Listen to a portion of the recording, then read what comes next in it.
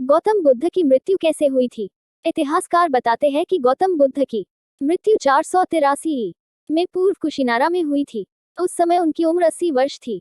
बौद्ध धर्म के अनुयायी इसे महापरिनिर्वाण कहते हैं, लेकिन उनकी मृत्यु के मत में बौद्ध बुद्धिजीवी और इतिहासकार एकमत नहीं हैं। गौतम बुद्ध का जीवन परिचय। गौतम बुद्ध का जन्म 6वीं शताब्दी में नेपाल के लुम्बिनी में हुआ।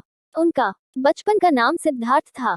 वो ही एक राजकुमार के रूप में पैदा हुआ थे।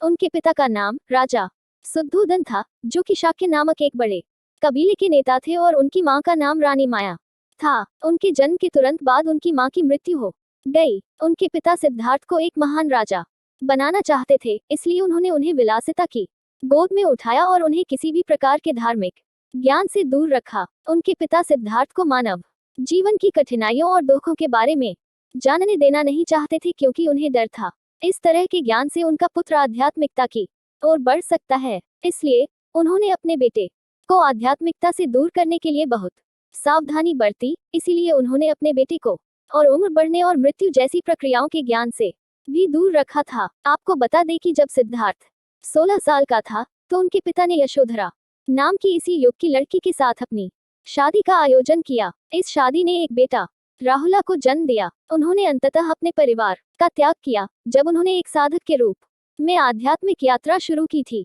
बुद्ध ने बाद में अपने पिता राजा शुद्धोधन के साथ मेल मिलाप किया। उनकी पत्नी एक नन बन गई थी, जबकि उनके बेटे 7 वर्ष की उम्र में नौसिखिए भिक्षु बन गए थे और अपने पूरा जीवन को अपने पिता के साथ बिताया। माना जाता है कि गौतम बुद्ध की 80 वर्ष की उम्र में मृत्यु हो गई।